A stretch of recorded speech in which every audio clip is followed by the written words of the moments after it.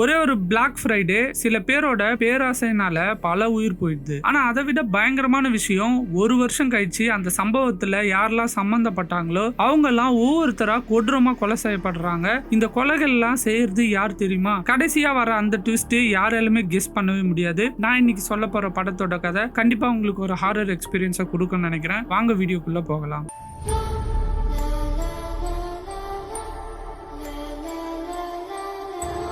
பிளைமத் அப்படின்ற ஒரு ஊர்ல அமெரிக்க வரலாற்றிலேயே முக்கியமான இடங்கள்ல ஒண்ணு. அழகான இயற்கை காட்சி, பல நூற்றாண்டுகள் பழமையான பாரம்பரியம் நிறைஞ்ச இந்த சின்ன ஊரு ஒவ்வொரு வருஷமும் தேங்க்ஸ் கிவிங் பண்டிகையை ரொம்ப பிரம்மாண்டமா கொண்டாடும். எல்லா வீடும் அலங்கரிச்சு தெருலாம் கொண்டாட்டமா மாறி குடும்பங்கள்லாம் ஒருத்தரோட ஒருத்தர் இந்த நேரத்துல தான் சந்தோஷமா எல்லாருமே இருப்பாங்க. சோ அந்த மாதிரி ஒரு பிளாக் ஃப்ரைடே அன்னைக்கு நகரத்தோட பெரிய சூப்பர் மார்க்கெட்டான ரைட் மார்ட் அப்படின்ற சூப்பர் மார்க்கெட்டோட சூப்பர்வைசர் மிச் தேங்க்ஸ் கிவிங்ல குடும்பத்தோட கொண்டாட முடியாம வேலைக்கு போறாரு. சோ பிளாக் ஃப்ரைடே சேல் கிட்ட வர்றதுனால கடையில 1000 வேலை காத்துக்கிட்டு இருக்குன்ட்டு அதே டைம் அவளோட ஒய்ஃப் அமெண்டா அவங்களோட டைமே ஸ்பெண்ட் பண்ண முடியல அவரால்.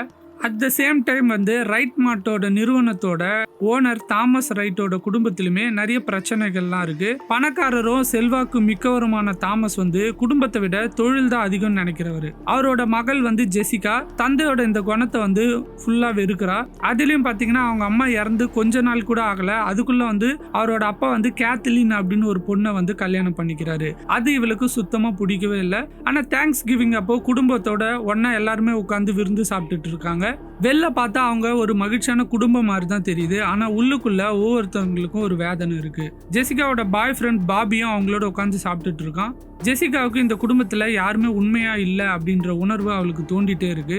தேங்க்ஸ் கிவிங் நைட் அப்போ எல்லாருமே அவளோட எதிர்பார்த்த பிளாக் ஃப்ரைடே ஸ்டார்ட் ஆகுது. கிட்டத்தட்ட ஆயிரக்கணக்கான மக்கள் தள்ளுபடி விலைக்காக பொருட்களை வாங்கணும்னு சொல்லிட்டு ஏர்லி மார்னிங்கே ரைட் மார்ட் கடைக்கு முன்னாடி கூடிடுறாங்க. கடையை தயார்படுத்துறதுக்காக மிச்சம் தன்னோட குடும்பத்தை விட்டுட்டு இங்க வெயிட் பண்ணிட்டு இருக்காரு. ஆனா அந்த நாள்ல நடக்க போறது அவரோட வாழ்க்கையை மாத்த போகுதுன்னு அவருக்கு தெரியாது. பிளாக் ஃப்ரைடே விற்பனை தொடங்கவே இல்லை, இன்னும் தொடங்குறதுக்கு சில நிமிஷங்கள் இருக்கு. அதுக்கு முன்னாடியே பாத்தீங்கன்னா அந்த ரைட் மார்ட் கடை போர்க்களமா மாறுது. தள்ளுபடி விலையில பொருட்களை வாங்கணும்னு சொல்லி பேராசையில மக்கள்லாம் ஒருத்தர் மேல ஒருத்தர் மோதிக்கிட்டு உள்ள நுழைகிறாங்க.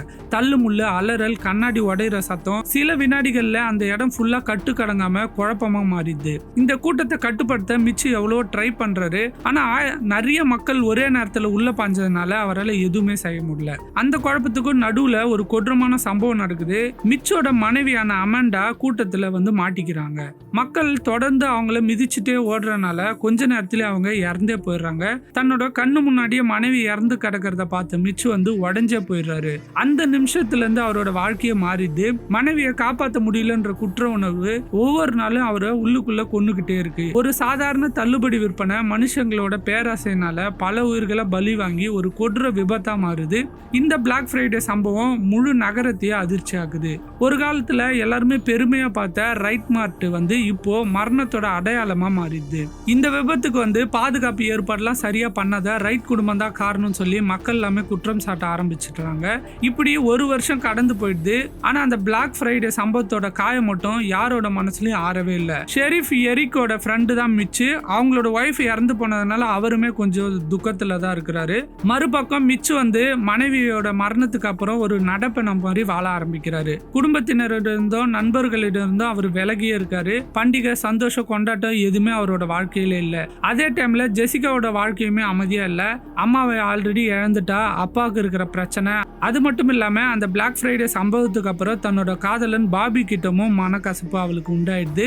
இந்த டைம் அடுத்த தேங்க்ஸ் கிவிங் நெருங்குற நேரத்துல நகரத்துல திடீர்னு ஒரு மர்மமான கொலைகாரன் ஒருத்தன் உருவாகிறான். அவன் ஜான் கார்வர் அப்படி சொல்லக்கூடிய அந்த ஊரோட வரலாற்று முக்கியத்துவம் வாய்ந்த ஒரு நபரோட முகமுடியை அணிஞ்சிருக்கான். அந்த முகமுடியை போட்ட கொலைகாரன் பிளாக் ஃப்ரைடே சம்பவத்தப்போ அந்த கடையில தொடர்பு எல்லாரையுமே தேடி கொல்ல ஆரம்பிக்கிறான். ஒவ்வொரு கொலையுமே ரொம்ப கொடூரமா நடக்குது. மக்கள் எல்லாரும் பயத்துல வீட்டை விட்டு வெளில வரவே தயங்குறாங்க. இது சாதாரணமான சீரியல் கில்லர் வேலை மாதிரி தெரியல. இவங்களெல்லாம் கொலை பண்ணணும்னு யாரோ திட்டம் போட்டு எல்லாமே செய்யற மாதிரி இருக்கு. இந்த கேஸை விசாரிக்கிற பொறுப்பு பாத்தீங்கன்னா ஷெரீஃப் எரிக் கிட்ட வருது. இந்த வாட்டி அவர் எதிர்கொள்ள போகிற உண்மை அவரோட வாழ்க்கையை தலைகீழா மாத்த போகுது. ஸோ தேங்க்ஸ் கிவிங் நெருங்க ஜான் கார்வர் முகமுடி போட்ட அந்த கொலைகாரன் தாக்குதல் எல்லாம் இன்னும் கொடூரமா மாத்துறான். பிளாக் ஃப்ரைடே சம்பவத்தோட யாருக்கெல்லாம் கனெக்ட் இருக்கோ அவங்க எல்லாருமே மர்மமான முறையில சாகடிக்கிறான். அது மட்டும் இல்லாம கொலை பண்றவனுக்கு இந்த ஊரோட வரலாறும் ஒவ்வொரு குடும்பத்தோட ரகசியம் எல்லாமே தெரிஞ்சிருக்கு. அவன் போட்டிருக்க ஜான் கார்வர் முகமுடி கூட சாதாரண வேஷம் மாதிரி இல்ல. இதுக்கு நடுவுல ஜெசிகாவுக்கு ஒரு மர்மமான செய்தி வருது. அந்த செய்தியை பார்த்த உடனே கொலைகாரனுக்கு அவளை பத்தின விஷயங்கள்லாம் எப்படி தெரியும் அப்படின்ட்டு அவளுக்கு புரியுது. அவளோட பயம், அவளோட குடும்ப பிரச்சனை எல்லாத்தையுமே அவன் தெரிஞ்சு வச்சிருக்கான். இதனால ஜெசிகா இந்த விசாரணையில நேரடியா ஹெல்ப் பண்ண ஆரம்பிக்கிறா. அவளோட சேர்ந்து பாபியும் அப்புறம் போலீஸ் இன்ஸ்பெக்டர் ஷெரீஃபும் சேர்ந்து உண்மையான கொலைகாரனை கண்டுபிடிக்க முயற்சி பண்றாங்க. விசாரணை ஆழமா போக போக ஒரு அதிர்ச்சி உண்மை தெரிய வருது. கொலைகாரனோட உண்மையான இலக்கு அந்த ரைட் குடும்பம் மட்டும் இல்ல, அந்த பிளாக் ஃப்ரைடே பேராசைனால அன்னைக்கு உள்ள வந்த மக்களும் தான். அகைன் தேங்க்ஸ் கிவிங் இன்னைக்கு நடக்க போகுது. நகரத்துல இருக்க எல்லா மக்களுமே ஆர்வமா கொண்டாட்டத்துல மூழ்கி இருக்காங்க. அந்த டைம் அப்போ கூட்டத்துக்கு நடுவுல கொலைகாரன் தன்னோட கடைசி திட்டத்தை செயல்படுத்த ஆரம்பிக்கிறான். எதுவுமே தெரியாத ஜெசிகா அவன் போட்ட வலையில சிக்கிக்கிறா. ஷெரீஃப், எரிக், ஜெசிகா, பாபி 3 பேருமே அந்த கொலைகாரனை பிடிக்கணும்னு சொல்லி ட்ரை பண்ணிட்டு இருக்காங்க. அப்போதான் எல்லாருக்குமே அதிர்ச்சியான ஒரு உண்மை. ஏன்னா இந்த இவ்வளவு நாள் பண்ண எல்லா கொலைகளும் பண்ணது ஷெரீஃப், எரிக் தான். ஒரு வருஷத்துக்கு முன்னாடி இறந்து போன அமண்டாவை இவர் காதலிச்சிருப்பாரு. ஸோ அவங்க மிச்சோட மனைவியா இருந்தாலும் இவர் லவ் பண்ணிட்டு இருந்ததுனால சீக்கிரமா கல்யாணம் பண்ணணும்னு நினைச்சிருப்பாரு. அதுக்குள்ள அவங்க இறந்து போயிட்டாங்க அப்படின்றதுனால அந்த கோவத்துல இருந்திருப்பாரு. ஸோ அவர் என்ன பண்ணுவார்னா ஜெசிகாவோட ஹெல்ப் மூலமா யார் யார் அன்னைக்கு அங்க இருந்தா என்ன விஷயம் எல்லாத்தையுமே தெரிஞ்சுக்கிட்டு ஜெசிகா மூலமாவே அவங்கள கொலை பண்ண ஆரம்பிச்சிருப்பாரு. கடைசியா ஷெரீஃப் தான் எல்லாத்துக்கும் காரணம் ஜெசிகாவுக்கு புரிஞ்சுது. ஜெசிகாவும் பாபியும் சேர்ந்து ஷெரீஃபையும் அங்க கொன்னுடுறாங்க. இதோட இந்த படத்தோட கதை முடிஞ்சுது. நான் இன்னைக்கு சொன்ன படத்தோட கதை உங்களுக்கு பிடிச்சிருக்குன்னு நினைக்கிறேன். அடுத்த வாரம் இதை விட பயங்கரமான கதையோட வரேன். பாய்.